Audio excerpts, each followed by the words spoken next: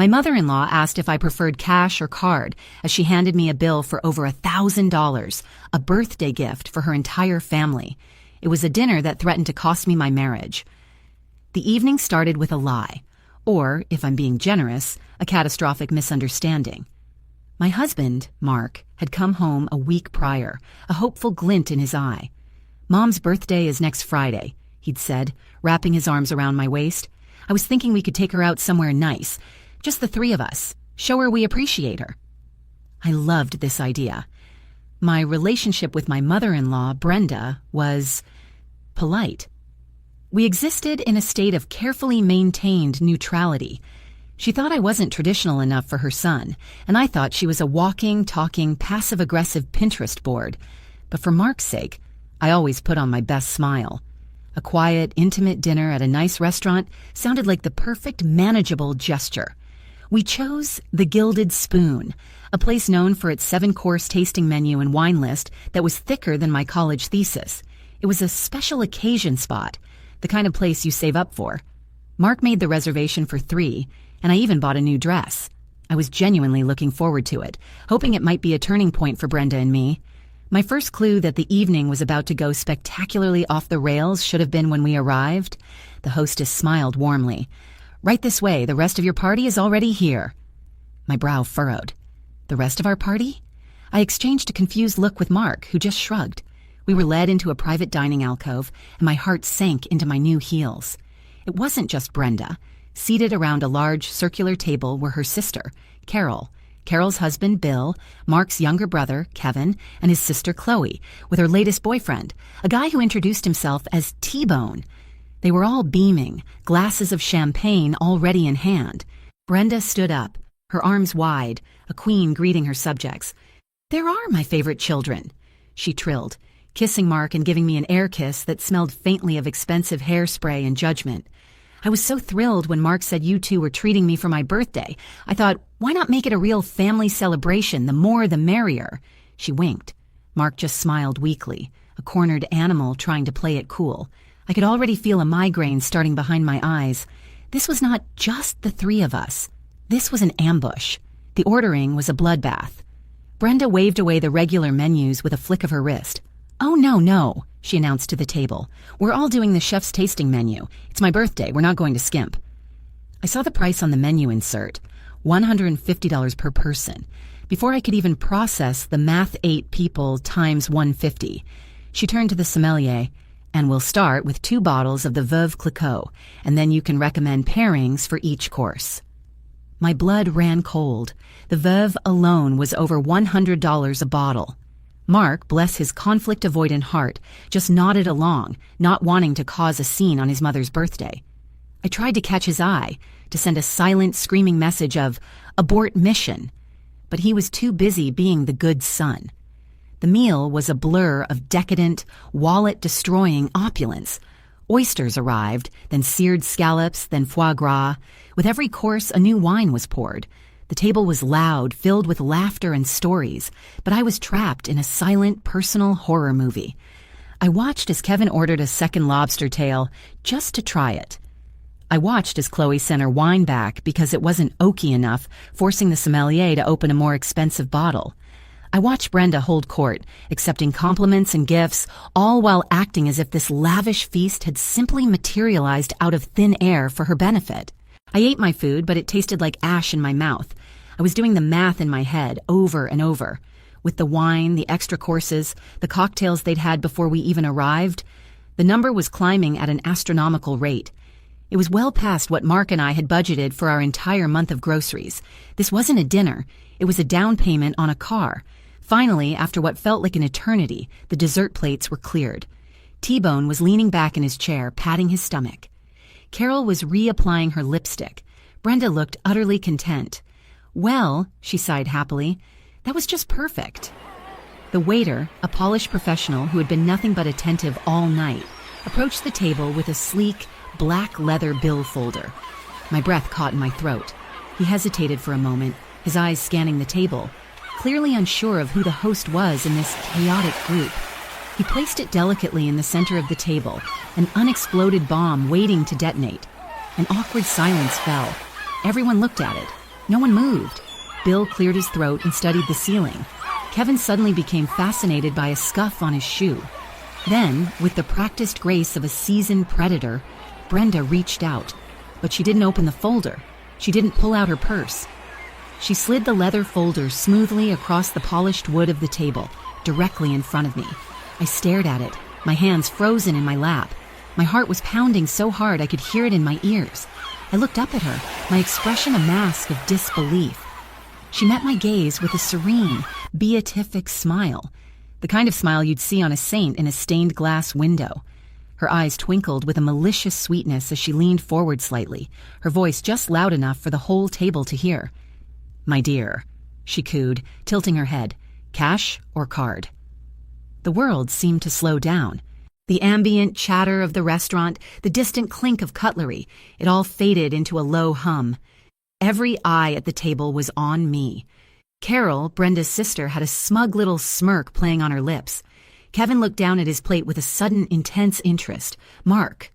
I dared a glance at my husband. He was staring at his mother, his face pale, his mouth slightly agape like a fish. He was utterly, completely useless. The knight in shining armor I had married had apparently left his spine at home.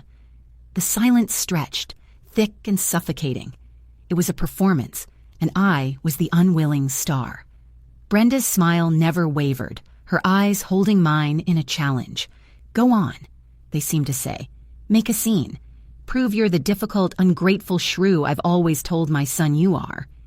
My voice, when it finally came out, was a thin, reedy thing I barely recognized. I think there's been a misunderstanding." I said it to Brenda, but my eyes flickered to Mark, a desperate, silent plea. "Help me. Say something. Fix this." He just blinked, his paralysis complete. Brenda let out a little tinkling laugh, a sound like tiny shards of glass. "A misunderstanding, dear. How so? Mark was so clear when he told me you two wanted to treat me to a lovely birthday dinner. I just thought, since you were being so generous, that I'd share the love with the whole family." She placed a hand on her chest, a picture of maternal benevolence. "It's been so long since we were all together like this. It's your treat that brought us all together. So beautiful." The lie was so audacious, so masterfully woven with guilt and false sentiment that it almost took my breath away. She had twisted Mark's quiet, intimate dinner for 3 into a blank check for her entire clan, and she was framing it as my generosity. My hand trembled as I reached for the bill folder. I needed to see it. I needed to know the exact dimensions of the hole they expected me to dig for myself. I flipped open the black leather. The number at the bottom, printed in neat, unforgiving digits, made my stomach clench. It wasn't $1,000. It was worse. $1,147.38. A month's mortgage payment. The vacation to the coast we'd been saving for over a year. It was the cost of my husband's inability to say no to his mother. I looked at that number, and something inside me shifted. The shock and fear began to curdle, hardening into a cold, sharp anger. This wasn't a misunderstanding. This was a shakedown. A carefully orchestrated, family-approved mugging in a 5-star restaurant. "Oh, is it a lot?" Carol asked, her voice dripping with faux concern. "We just got so carried away with the celebration. You know how it is." Bill, her husband, nodded sagely. "You can't put a price on family memories." I wanted to scream. I wanted to tell him I could put a very specific price on this particular memory, and it was $1,147.38. I looked around the table at their expectant faces. They were all in on it. From Chloe's extra oaky wine to Kevin's bonus lobster tail to T-Bone's 3 rounds of aged scotch after dessert.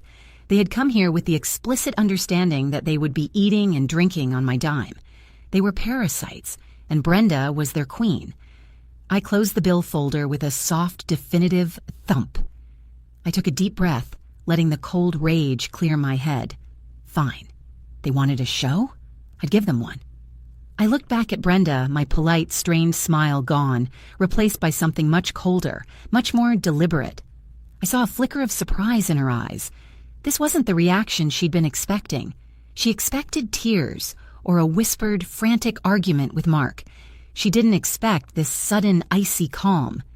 I reached into my purse, and for a heart-stopping moment, they probably thought I was reaching for my wallet. Instead, I pulled out my phone. I slid my thumb across the screen, my movements precise. I opened the calculator app and placed the phone on the table next to the bill. The bright screen lit up my face. "You're right, Bill," I said, my voice clear and carrying in the now silent alcove. "You can't put a price on memories, but we can certainly put a price on what everyone consumed tonight." I picked up the itemized bill, my eyes scanning the long list. I held it up. "Let's see. We have 8 tasting menus at $150 each. That's an even $1,200 before we even get to the drinks." I looked up, making eye contact with each and every one of them, a predator lining up its prey. "So, let's break it down, shall we?" "Brenda, dear," I started, my voice dangerously sweet, "you had 3 glasses of the Veuve and the wine pairings. That puts your total at about—" Brenda's serene smile faltered, replaced by a flicker of confusion, then irritation. "What are you doing?" she asked, her voice losing its sugary edge. It was like watching the Wicked Witch of the West begin to melt. I ignored her, tapping numbers into my phone's calculator with a theatrical slowness. "Let's see. 150 for the tasting menu plus, call it 75 for your share of the champagne and wine pairings. So Brenda, your grand total is a neat $225. Happy birthday." I gave her a brilliant, toothy smile that didn't reach my eyes. I then swiveled my gaze to Carol and Bill. They looked like deer caught in the headlights.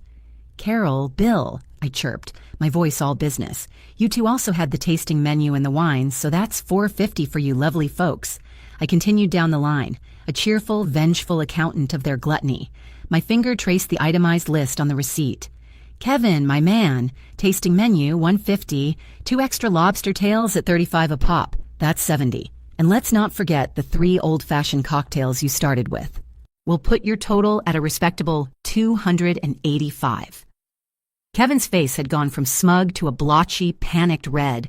He started to stammer something, but I held up a hand to silence him, my gaze already moving on. "Chloe, darling, and T-Bone." I gave the boyfriend a withering look. "Tasting menus plus the upgraded wine selection you insisted on, and T-Bone, your 3 glasses of 25-year-old Macallan come to $120 just on their own. So for the 2 of you, your bill comes to, let's call it $510. T-Bone choked on his water.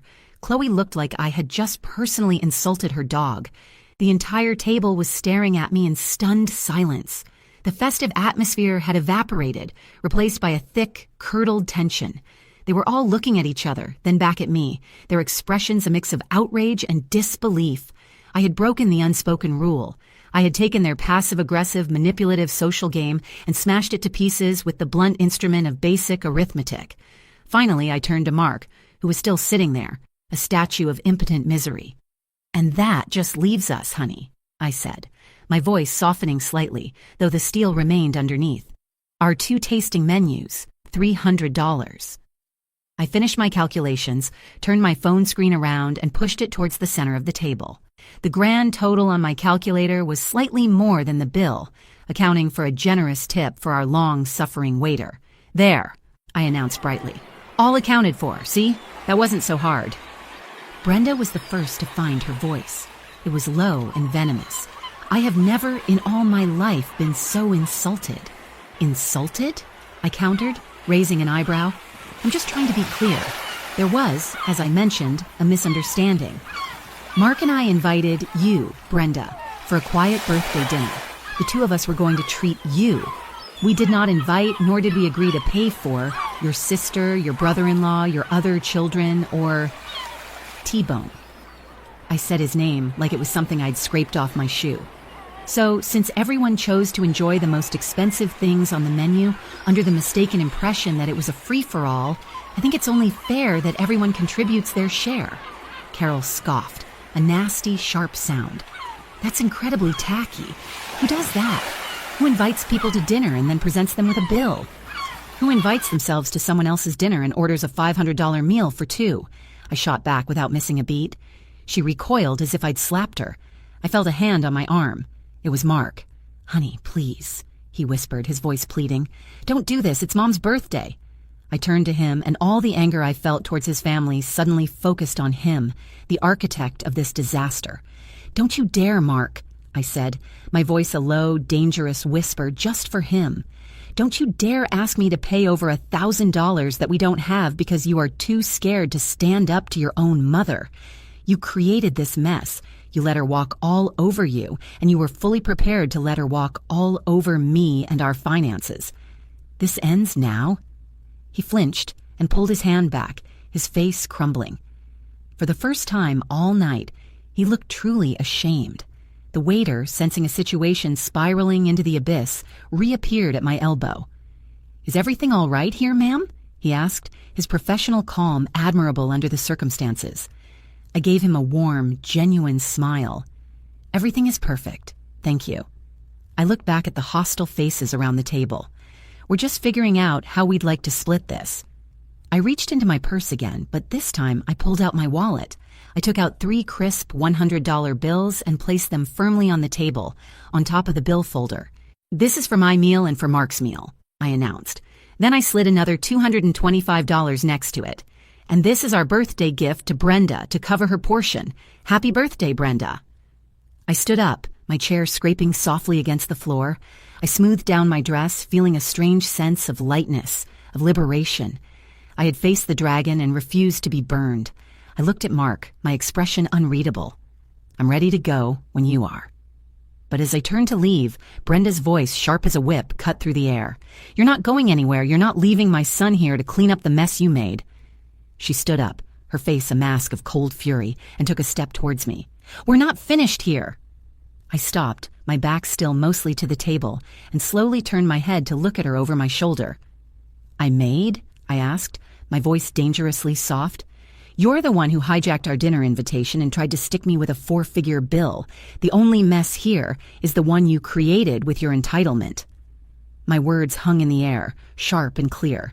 The other diners in the restaurant were starting to notice the drama unfolding in our alcove, their curious glances feeling like tiny pinpricks on my skin. Brenda's face flushed a deep, mottled red. She was used to being the puppet master, the one who pulled the strings with passive-aggressive comments and expertly deployed guilt. She wasn't used to being called out so directly. "How dare you speak to me that way in front of my family?" she hissed, taking another step closer. She was trying to intimidate me, to use her position as matriarch to force me back into line. Behind her, the rest of the family looked on, a tableau of shock and outrage. They were a pack, and she was their alpha. They were waiting to see if I would back down, if I would crumble under the pressure and apologize, pulling out my credit card to make it all go away. But the woman who had walked into this restaurant 3 hours ago, hoping for a quiet, pleasant evening, was gone. In her place was someone who had been pushed too far. I turned fully to face her, crossing my arms over my chest. I didn't raise my voice. I didn't need to. "And how dare you try to financially exploit your son and me under the guise of a birthday celebration?" I countered, my voice level and cold. "You want to talk about messes? Let's talk about the mess of expecting a young couple, who you know are saving for a house, to drop over $1,000 on a whim because you decided to be generous with our money. That's not a mess, Brenda. That's theft." The word theft landed with a satisfying thud. Carol gasped dramatically. Kevin looked like he was about to be physically ill. Mark finally moved. He stood up, his chair scraping loudly. "Mom, that's enough," he said, his voice shaking but firm. "She's right. This has gone too far." Brenda's head whipped around to face him, her eyes wide with betrayal. "Mark, are you taking her side against your own mother after everything I've done for you?" It was her trump card, the one she always played, the martyr mother, endlessly sacrificing for her ungrateful children. But tonight, it wasn't working. "This isn't about sides, Mom," Mark said, his voice gaining a bit of strength. "This is about what's right. We invited you to dinner. You invited everyone else without asking us, and you all ordered as if money was no object. That's not fair." He gestured to the money I had placed on the table. "Our meals are paid for, and your birthday gift is there. The rest," he looked around at his stunned siblings and aunt and uncle, "is on you." A furious, sputtering silence followed his declaration. The family looked at him as if he'd grown a second head. He had never, not once in his entire adult life, stood up to Brenda like this. I felt a swell of pride, but it was quickly overshadowed by the storm that was about to break. Bill, Carol's husband, was the first to crack. He was a portly man who valued appearances above all else. The idea of being caught in a restaurant unable to pay his bill was clearly his personal version of hell. "Now let's not be ridiculous," he blustered, pulling out his wallet. "Carol, honey, what did she say our share was?" His face was tight with humiliation. Chloe and T-Bone were furiously whispering, T-Bone's bravado completely gone as he stared at the $510 figure I had assigned him. He was probably doing the math on how many hours he'd have to work at whatever job he had to cover that. Slowly, resentfully, wallets and purses began to appear. There was a flurry of hushed, angry arguments, of cards being passed around, of cash being counted with shaking hands. It was a symphony of begrudging payment, and I was its conductor. I stood my ground watching them, making sure every last cent was accounted for. I wasn't leaving until that bill was settled. Brenda didn't move. She stood rigid, watching her family scrabble to pay for their extravagance, her face a mask of pure, unadulterated fury. Her perfect birthday party, her grand display of being the beloved matriarch treated to a lavish feast, had turned into a humiliating spectacle, and it was all my fault. Once the waiter had collected the various cards and cash and departed to process the payment, I finally looked at Mark. "I'm going," I said simply. I didn't wait for him. I turned and walked out of the alcove, my head held high. I could feel Brenda's eyes burning into my back. I didn't look back. I walked through the now bustling restaurant, past the curious stairs, and out into the cool night air. The valet brought my car around, and I slid into the driver's seat, my hands trembling with leftover adrenaline. A few moments later, the passenger door opened and Mark got in. He didn't say anything, just stared straight ahead through the windshield. The silence in the car was heavier than it had been at the dinner table. We drove for several blocks without speaking. The city lights blurred past the window. I didn't know what to say. I didn't know if he was angry at me or proud of me or both. Finally, he let out a long, shuddering breath. "My phone hasn't stopped buzzing," he said, his voice hollow. I glanced over and saw the screen lighting up repeatedly in his hand. Texts, I assumed. From his mother, from his sister, from the whole angry clan. "They're furious," he continued. She says I have to choose." I felt a cold dread creep up my spine. "Choose?" I asked, my voice barely a whisper. He turned to look at me, and in the dim glow of the dashboard lights, I could see the anguish in his eyes. "She said if I walk back into our apartment with you tonight, then I'm no longer her son." I pulled the car over to the curb, bringing it to a sudden stop under the orange glow of a streetlight. I turned off the engine, and the ensuing silence was absolute. The ultimatum hung in the air between us, a toxic cloud threatening to suffocate everything we had built together. "She's no longer my son." The words echoed in my head. This was it. The final desperate power play from a woman who was used to getting her way. She was holding a gun to her own relationship with her son and daring me to be the one who pulled the trigger. I looked at Mark. His face was a battlefield of conflicting emotions. Pain, anger, exhaustion, and a deep, gut-wrenching sadness. For a moment, I saw the little boy who just wanted his mom to be happy. But I also saw the man who had finally, belatedly stood up for his wife, for his marriage, for himself. "So what are you going to do?" I asked quietly. It wasn't an accusation. It was a genuine question. The road of our future had just forked, and I needed to know which path he was taking. He didn't answer right away. He just stared at his phone, which had finally gone dark. He swiped it open, and I saw a long, vitriolic wall of text from Brenda, followed by a string of missed calls. He took a deep, shuddering breath, the kind you take before you dive into cold water. "For my entire life," he began, his voice raspy, "my mom has used guilt and obligation like a currency. I sacrificed so much for you. Family is everything. Don't you want to make your mother happy? And I always paid. I always did what she wanted because it was easier than the fight. It was easier than the silent treatment, the dramatic sighs, the phone calls to my aunt and sister where she'd complain about how ungrateful I was." He finally turned to look at me, his eyes clear and resolved. "Tonight, when you stood up to them, I was terrified. My first instinct was to just smooth things over, to tell you to pay, to absorb the cost just to keep the peace, because that's what I've always done. But then I saw your face, and I realized the peace I was always keeping wasn't real. It was just quiet, and it was coming at your expense, at our expense. He reached across the console and took my hand. His was cold, but his grip was firm. She's asking me to choose between my mother and my wife. But that's not the real choice, is it? The real choice is between the family I was born into and the family I chose to build with you. It's a choice between her manipulation and our partnership. A single tear traced a path down his cheek, but he wasn't crying out of sadness. It felt like a release. "Drive me home, please," he said, his voice stronger now. "To our home." I squeezed his hand, a wave of relief so powerful it almost made me dizzy washing over me. I started the car and pulled back into the stream of traffic, the tension that had been coiled in my shoulders for hours finally beginning to unwind. When we walked into our apartment, it felt like a sanctuary. Mark immediately put his phone on silent and placed it face down on the kitchen counter, a small but significant act of defiance. He walked over to me, wrapped his arms around my waist, and buried his face in my hair. "I'm so sorry," he whispered. "I'm sorry I put you in that position. I'm sorry it took me this long to see it. It will never happen again, I promise." The next few weeks were quiet. As predicted, Brenda cut off all contact. So did his siblings and his aunt. No angry calls, no manipulative texts, just a wall of stony silence. At first it was strange.